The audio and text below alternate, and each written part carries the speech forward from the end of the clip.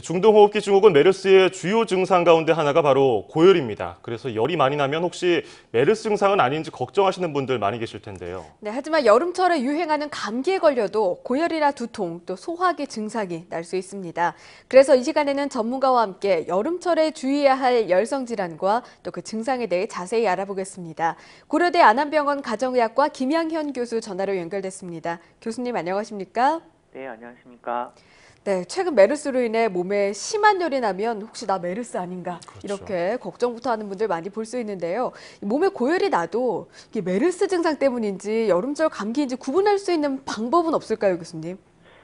보통 발열의 기준은 37.8도를 기준으로 해서 이루어집니다. 예. 그 메르스의 경우는 초기 증상이 발열, 그리고 기침과 가래와 같은 일반적인 감기 증상과 매우 유사해서 헷갈릴 수가 있는데요. 일반적인 감기는 한 3일에서 5일 정도 쉬면 좋아지고 또 증상도 잦아들지만 메르스의 경우는 한번 감염이 되면은 최근에 퇴원 환자의 사례를 봤을 때에도 보통 일주일에서 많게는 3주 정도 증상이 있었던 것으로 보이기 때문에 예. 일반 감기에 비해서 조금 더 길게 간다라고 생각이 들면 메르스를 한 번 더 의심을 해볼 수 있을 것 같습니다. 예. 일단 열이 심하게 난다고 해서 무조건 메르스다 이렇게 단정 지을 수는 없다 이런 말씀인 것 같은데 그렇다면 이 발열 증세가 나타나는 다른 여름철 질환이 있을 것 같거든요. 어떤 것들이 있습니까? 일반적으로 알려져 있는 감기가 가장 흔한 증상이겠지만요. 급성 편도염이나 인후두염의 경우에도 발열이 나타날 수가 있고 또한 그 당뇨나 만성 그 질환이 있는 분들, 특히 노인의 경우는 요로 감염으로 인해서 급성 신우신염까지 이어질 때 열이 날 수 있습니다. 네. 또 여름인 만큼 상한 음식을 먹거나 이렇게 세균에 노출된 음식을 먹고 난 뒤에 생기는 세균성 감염일 때에도 발열 증상이 나타날 수 있고요. 또한 그 뜨거운 햇볕에 오랫동안 노출이 되어도 생기는 일사병 같은 경우에도 열이 날 수 있습니다. 네, 일사병 방금 말씀 주셨습니다만 또 식중독 같은 세균성 감염, 심지어 쉽게 걸릴 수 있는 편도염에 걸려도 이제 발열 증세가 나타나는데 여름철 질환 중에 열이 나는 게 참 다양한 것 같습니다. 근데 우리가 왜 열이 나면 먼저 해열제를 먹어서 열을 낮추려고 하는데 이런 여름철 열성 질환에도 해열제가 도움이 될까요? 보통 우리가 이제 해열제를 먹는 이유는 이제 열로 인해서 신체 장기에 손상을 주기 때문에 이를 막기 위해서 주는데요. 예. 보통 열이 나게 되면 우리 몸에서는 땀을 흘리는 그런 과정을 통해서 어떤 체온을 떨어뜨리는 인체의 항상성이 이제 유지가 되는데 이게 너무 오랫동안 열이 나타날 경우는 해열제를 먹어서 떨어뜨리는 게 도움이 됩니다. 대부분 이제 이럴 경우 타이레놀 같은 약제를 사용하게 되거나 또는 그 밖에 해열 진통제를 사용을 할 수가 있는데 예. 특히 이런 해열 진통제와 같은 경우는 이런 콩팥 기능에 영향을 줄 수 있기 때문에 그 상태를 좀 고려해서 투여를 해야 되고요. 예. 가장 중요한 거는 실제로 이런 그 해열제를 투여할 만한 발열 기준에 해당이 되는지를 우선적으로 확인을 하는 게 필요합니다. 예, 아까 콩팥에 영향을 줄 수 있어서 약을 되도록이면 안 먹는 게 좋고 약을 또 내성 생긴다고 안 드시는 분도 계시거든요. 그렇다면 이 해열제 없이 열 내릴 수 있는 방법은 뭐가 있습니까? 예, 보통 근데 그 해열제 때문에 내성이 생기지는 않습니다. 그렇습니까? 근데 해열제가 가장 효과적이긴 한데요. 만약에 이런 해열제를 좀 쓰지 못할 경우는 차가운 물을 마시는 게 한 가지 방법이고요. 또한 예. 이 시원하거나 그늘진 곳에 몸을 일단 그 피해주고 수건에 물을 적셔가지고 몸을 닦아주는 것도 하나의 체온을 떨어뜨리는 방법입니다. 네, 시원한 물을 또 마시는 게 도움이 되겠군요. 예. 그런데 평소에 몸에 열이 많은 분들은 내가 지금 이게 열이 나는 건지 원래 뜨거웠던 몸이 좀 더 뜨거워진 건지 헷갈릴 것 같습니다. 이게 사람마다 체온의 변화, 이 고열이란 걸 어떻게 측정할 수 있을까요? 보통 이제 열이 많은 나는 그 상황은 운동 직후나 이런 것처럼 몸을 움직인 이유나 또는 예.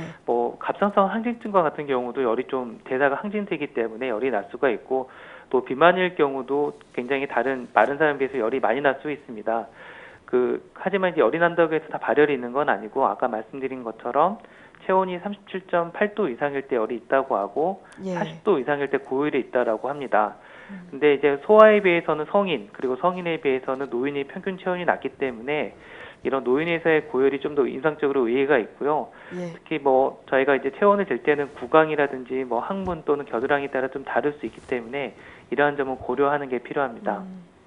그렇군요. 이 체온계가 없는 경우에 보통 이마를 짚는다든지 목덜미를 만져서 열이 난다 이렇게 짐작을 하는데 고열이 나는지 어느 정도 열이 나는지 알 수 있는 방법 없을까요? 저희가 가장 진단 기준 자체가 체온계이기 때문에 사실 손등을 이용해 보는 간접적인 방법이긴 하지만 부정확합니다. 예. 네. 그래서 근데 열이 날 경우는 어떤 신체적인 징후를 통해서 저희가 이제 의심할 수가 있는데요. 보통 수분 탈진이 많이 되기 때문에 혀가 좀 마른다든지 또는 수분 탈진으로 인해서 맥박이 좀 상승한다든지 그리고 기력이 쇠하거나 의식을 잃는 경우가 있기 때문에 이러한 증상을 통해서는 간접적으로 알아볼 수 있지만 우선적으로는 곧 체온을 측정해 보는 게 가장 좋습니다. 네, 이 시점에 또 37.8도 이상을 고온이 난다라고 하는 걸 기억하면 좋을 것 같습니다. 무엇보다 기초 체온을 유지하고 면역력을 유지하는 게 여름철 이런 건강을 유지하는 데 가장 중요할 것 같은데 이런 열성 질환을 예방할 수 있는 방법도 전해주시죠. 현재와 같이 전염력이 있는 질환이 있을 때에는 마스크를 쓰거나 손을 씻는 등 개인 위생에 굉장히 신경을 쓰셔야 되고요. 네. 또한 음식으로 인해서 이게 장염이 생길 수 있기 때문에 음식을 먹기 전에도 손을 씻고 또는 위생적으로 만들어진 곳에서 먹는 게 좀 필요하고 보관에도 주의해야 됩니다. 네. 특히 일사병이라든지 열사병을 예방하기 위해서는 여름철 야외 활동 시 나가기 전에 충분한 수분 섭취를 한다든지 이런 걸 통해서 탈진이 일어나지 않도록 하고 충분한 수면과 비타민 풍부한 제철 과일을 먹는 것도 이런 면역력을 유지하는 데에는 도움이 될 것 같습니다. 네, 네. 항상 이 열에 있어서도 청결과 수분 섭취 골고루 영양을 섭취하는 게 중요하겠습니다. 네, 지금까지 고려대 안암병원 가정의학과 김양현 교수와 함께 이야기 나눴습니다. 교수님 오늘 말씀 고맙습니다. 네, 감사합니다. 네, 사실 평소에 대수롭게 여기지 않던 가벼운 감기도 요즘엔 괜히 더 신경 쓰게 되고 그렇죠. 맞습니다. 기침만 해도 메르스 아닌가 이렇게 그래요. 쳐다보게 되는데 무조건 메르스를 우려할 필요는 없을 것 같습니다. 하지만 평소에 건강 관리에 더 신경 쓰시는 건 기억하셔야겠네요.